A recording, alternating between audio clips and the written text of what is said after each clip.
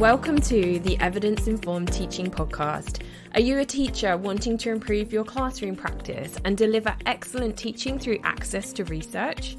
Do you have a passion for teaching and are looking to connect with other like-minded colleagues through professional discussions?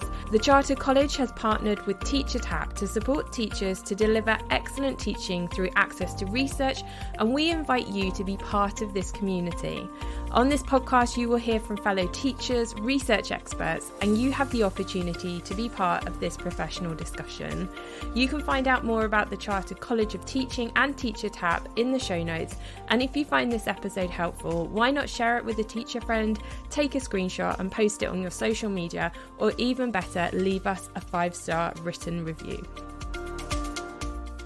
So hello and welcome everybody to the new episode of Evidence Informed Teaching, the joint podcast from the Chartered College of Teaching and TeacherTapp. Today we'll be talking about a really important issue in education, and one that unfortunately is often overlooked, which is the issue of teacher wellbeing.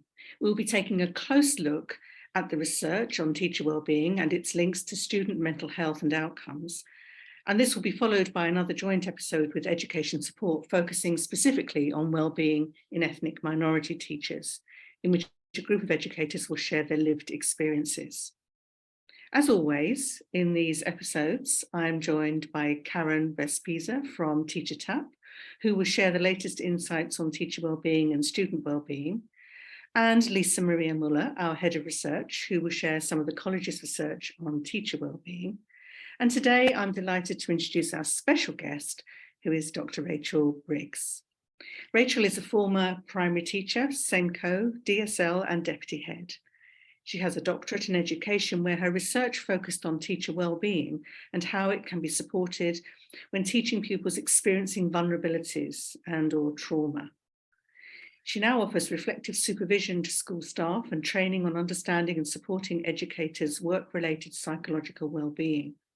So thank you so much for joining us today, Rachel. Thank you for inviting me. It's great to see you. Lisa-Maria, can we start with you? You and your research team have conducted research into teachers' perceptions of student wellbeing, and that took place right at the start of the first COVID lockdown.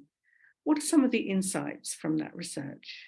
Thanks, Alison. Yes, indeed. So at the start of the very first lockdown, my colleague back then, Gemma Goldenberg, and I thought to ourselves, well, we really ought to look into the research on what the potential impact of school closures could be on students' well-being. So we looked at research from previous crises such as hurricanes or other natural disasters, but also terrorist attacks, and had a look at what the impact could be on student well-being, but also student outcomes and teacher well-being back then, and we'll get to that in a minute. And following that, we then asked members of the Chartered College to share their experiences, because of course this was a novel situation to all of us. And in that research, over 98% of teachers felt that the well-being of at least some of their students has been negatively affected by the partial school closures and lockdown measures. So it's really important to note there that it was that teachers felt that even though it wasn't all of their students, 98% felt that at least some of their students were negatively affected. And there was some insights about potential positive impacts on student mental health as well during that time. So those who might struggle in a school environment, for example, or those with particular special educational needs who benefited from a home learning environment. But there were real concerns about student mental health at the time. And 33% of teachers thought at the time that the well-being of their students, the well-being, of most or all of their students had been negatively affected. So that's 1/3 of our respondents, which really highlighted the need to focus on students' mental health and well-being, not just students' academic progress, which was very much the focus of a lot of conversations at the time and continues to be the focus of a lot of conversations. Teachers also highlighted the need to recognize that recovery will take time. As I said then in our follow-on reports in 2021, we confirmed that student well-being continued to be negatively affected, and especially those from disadvantaged backgrounds, which of course was highlighted by other organizations as well.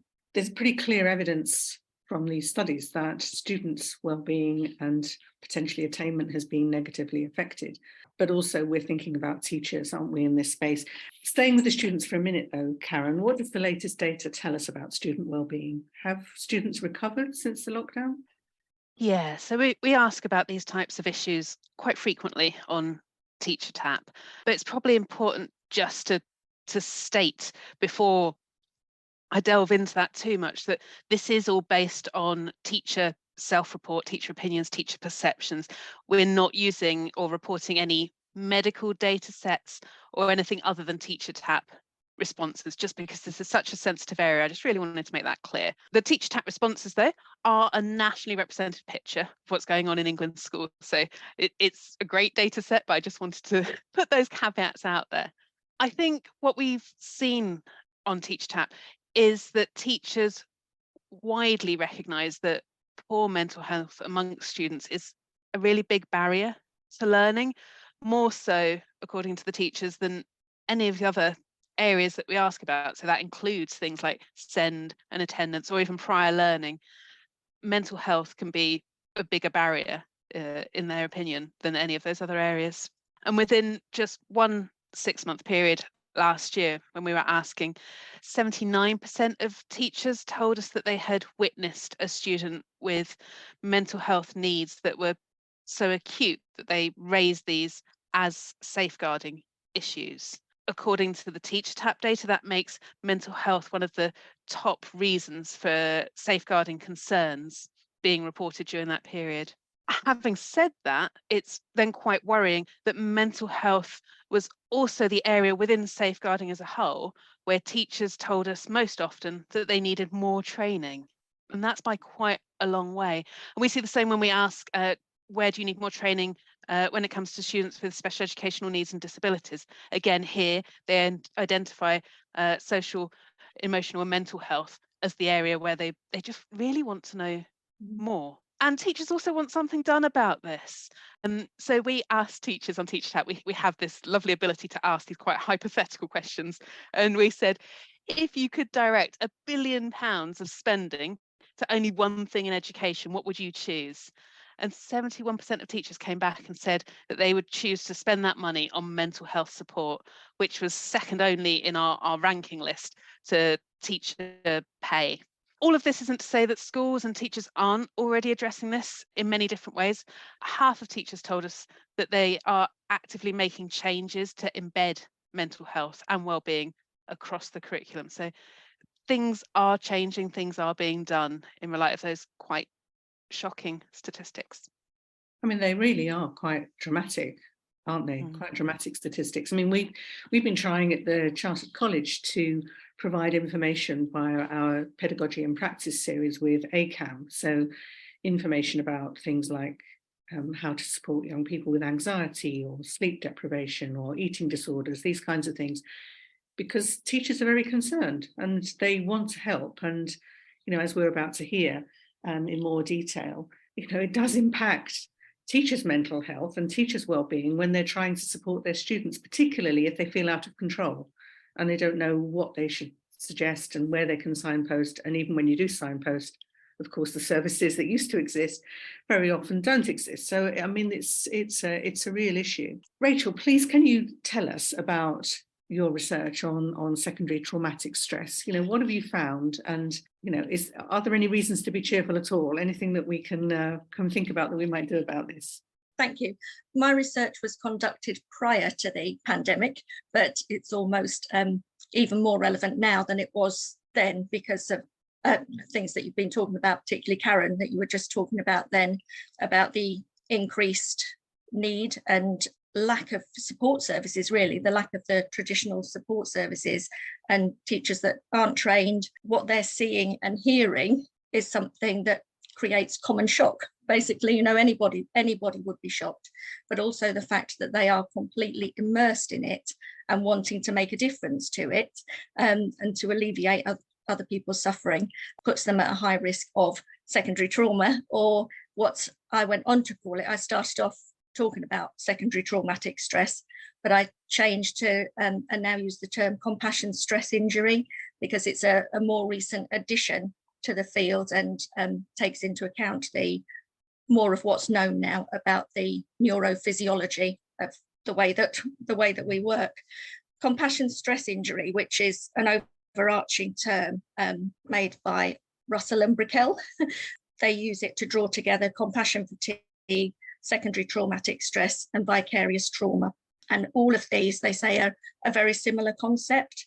And it results from the severe emotional detriment from second-hand experience of suffering, coupled with a desire to alleviate it, rather than a direct personal involvement in a traumatizing event. Having an understanding of compassion can help us to really appreciate what compassion stress is and why teachers are at risk from it. I've used Strauss and colleagues' definition of compassion because they refer to 5 elements.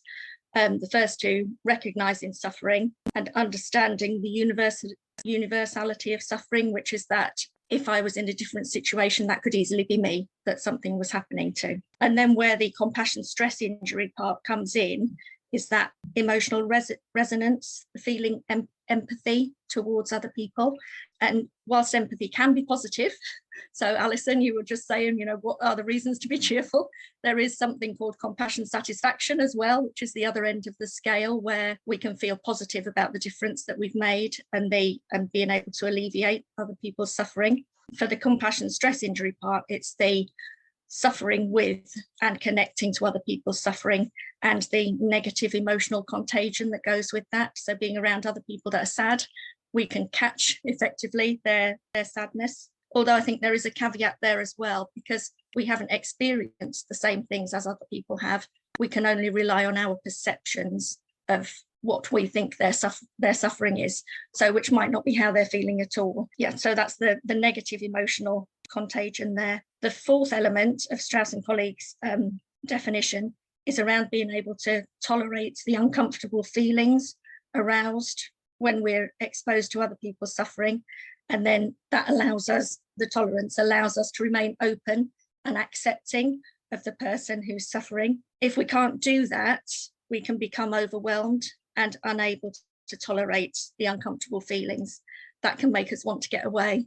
And certainly for teachers, you can't just get away. If you're in a class of 30 children and somebody says something to you, you haven't got time to just disappear off for a few minutes. You've got to control your emotions and be seen to remain professional at all times. So that can be quite challenging. And then the 5th element is the motivation to act to alleviate the suffering. And as we were just saying before, what can happen there is teachers can feel powerless and frustrated and hopeless at not being able to make a difference because they don't have the understanding, they don't have the training, they don't have the time to be able to do the things that they want to be able to do.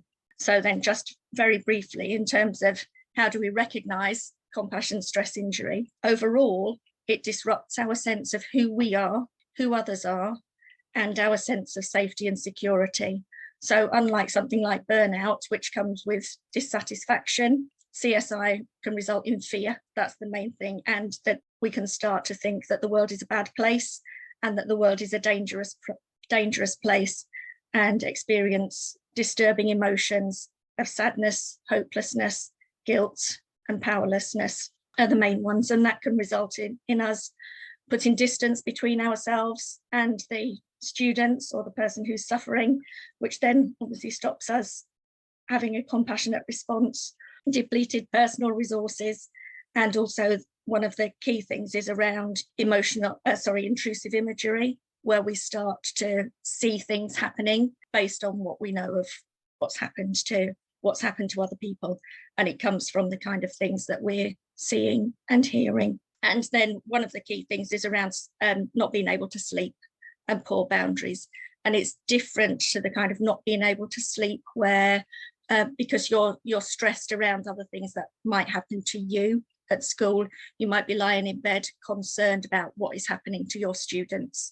It's very different to being concerned about, if I haven't marked this, I could get into trouble. It's around that, what's happening to other people. So there's a very real chance that this is contributing to the poor retention of colleagues in schools, isn't there? This the notion that the description that you give of what it feels like to absorb others' experiences, and in the process of trying to help, you actually start to sort of injure your own self through that compassion. It's quite alarming. I mean, I hadn't heard it expressed in quite that detail before. That's one of the key things when I talk to teachers and professionals from other sectors. This is really well known. This concept is really well known. And Lisa, you wrote about it, didn't you? Lisa-Maria, sorry, you wrote about it, which is why I contacted you, because I saw that you'd written something about secondary trauma. A common response is, I'd never heard of it, but actually, yes, it is so relevant, and it's happening all the time for teachers, but it is recognised in other professions, whereas in teachers, as soon as they know about it, they're like, yeah, that's so obvious, but they don't want to admit to it because they see it as a personal weakness rather than a natural reaction to that kind of exposure. And sorry, I'm just going to ask you another one because I'm so fascinated. In terms of this notion of emotional contagion, if you're around people who are sad, then you start to kind of, those negative emotions impact on you. Presumably, that's also happening amongst our students, because, you know, we've had such an increase in self-report of mental ill health amongst our young people. Presumably, all of the anxiety that is being experienced by some individuals then also impacts others around them and makes it worse. I would imagine so. It's not something that I looked at because I didn't look at the students, but now with the work that I'm doing in schools with particularly pastoral staff is where I do most of my supervision and safeguarding teams. Yeah, you know, if somebody is there who's distracted, can't concentrate, can't focus on their work, then also they can take teachers' time. Other things can escalate. You know, if they can't emotionally regulate, that can disrupt others. It can result in fights or disagreements. So yes, but there is also the positive, as we say, around that positive emotional contagion as well. So that empathic response. And I do think often when we talk about well-being, we don't always think about the positives. And it's around having a balance of positives and negatives. And one of the key things as well around the negative emotions is it does help us to be able to support others. And without that empathic connection and without an experience of negative things that have happened to us, it does limit the interaction and the support that we're able to give. And I can completely recognise that positive experience, but I can also relate to a feeling of helplessness if you can't actually move something forward. So when you're able to help and you can see that you've been able to help, that feels really good. But if you can see that actually the needs are greater than something that you can address right now, maybe because you haven't got time or maybe you haven't got expertise or whatever it may be, that can feel very frustrating and difficult, can't it? Yeah, and one of the things there as well, I think, is people are often say, well, teachers are social workers, they're psychologists, they're counsellors. Actually, as teachers, we're not, and we don't have the same resources available to us. So we can't provide medication. You know, if somebody's struggling to sleep, you know, we can't spend time counselling if we're teaching, and you know, we can't go into a home and remove a child who is being abused. So we don't have the same kind of power, but we take on all those kind of emotions and also possibly have a more significant relationship with the children in turn and their families because of the amount of time that we spend with them. And we don't have the same support that a social worker would have, for example, do we? Well, thank you. I mean, we could talk for ages, but absolutely fascinating. Lisa-Maria, if I come to you, can you share some of the insights that we gained through our reports on the impact on teachers of caring for traumatized students, grieving students? Let's think about how that affects teacher wellbeing. Yeah, absolutely. So as Rachel said, together with Gemma, we discovered what we called back then secondary, or what was called in literature secondary traumatic stress. That shows you how quickly terminology evolves in every sector.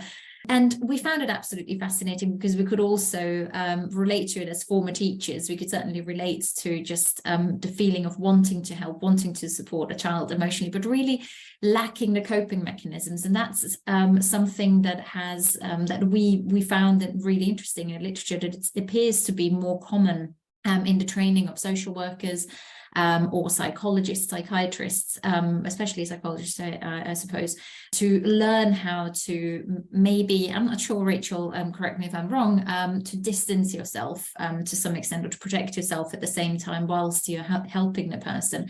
And whilst as teachers, we are often, or teachers are very often, first responders when it comes to the mental health of students. That is not necessarily part of teacher training. That's really something that also came through in this particular crisis situation during COVID, and Karen alluded to it as well when she was speaking about grieving. So really a large majority, about 2/3 of our teachers responding to the survey were saying that they would like more training on how to support traumatized and grieving students, that was really something that was lacking and that they felt was important in their day-to-day practice, but obviously especially during COVID. And it strikes me that during the current cost of living crisis, teachers must again be facing similar issues, because they are very often the first ones to hear about families struggling financially, students struggling as a result of that. And yet again, they find themselves in a situation where they want to support, but they lack the coping mechanisms and the strategies and the training. So our conclusion from our research was that it is essential to provide more training for teachers to support grieving and traumatized students. And of course, part of our collaboration with ACAM on our webinars is about providing more support for teachers. It's just the start, but we're hoping that it provides a little bit more support in this situation at the moment. See, what really occurs to me is that if you're a social worker, you might have an appointment where you meet a young person who's experiencing trauma, and then you go off and have a coffee break, and then maybe you go and meet someone else who's going through a crisis, but you're not with them all day. If you're a primary teacher and you are trying to support a child who is traumatized, you are with them almost more time than their parents are with them. And I think that relationship that you build and that you have to sustain over time, if it's a safe relationship, then it's much more likely the child is going to act out with you because they feel they can, because they know you're going to keep them safe. So if we multiply that across numbers of children, across classes, across groups within classes, and expect teachers to be able to respond to all of that and deal with that over time, and then across a whole week, and then have a weekend and then come back to it all again, no wonder our profession is feeling that's really challenging. Rachel, come back and tell me we need to be more positive. No, that's absolutely right. And that's what came out of my research, was just there's no downtime really. So even if you've been punched or bitten, as quite a few of my participants had, you've just got to get on with it. And actually you are expected to carry on being nice to that student who's just abused you effectively. Yeah. But also one thing that one participant said that really sticks in my mind was that as a social worker, you know that that's what you're likely to face when you go into a meeting, when you do a home visit or whatever. As a teacher, you go in thinking, oh right, I'm now going to teach maths, and then something happens. So it's that ad hoc nature and the unpredictability of it which reduces control, which really adds as well to the challenges, I think, of dealing with that, which is different maybe to other professions where they are expecting it. God, we're heroes, aren't we, in the classroom? We're absolute heroes. Over to you, Lisa-Maria. It just made me think of a piece of research that was summarised in our first report, and which actually compared secondary levels of secondary traumatic stress during an epidemic between frontline healthcare workers and office workers in hospitals. And interestingly, the rates of secondary traumatic stress of office workers were higher than those working at the front line, those frontline healthcare workers. And the reasons suggested in this article were that potentially, again, it's down to training, because you might not necessarily suspect that someone who works in an admin role in a hospital will be confronted with such traumatizing situations. But also the availability of information, which again brings us back to the training. So as a frontline healthcare worker, not only might you have a completely different understanding of this particular example was an epidemic, but the size of an epidemic, how it can evolve, etc. Then when you are fed second-hand information through the media, etc., and yet you are part of this environment, and that really led us to draw some parallels between teachers at the time and this particular article as well. Yeah, and we should say teaching assistants as well, of course, because they're very often completely left to pick up the pieces. Rachel.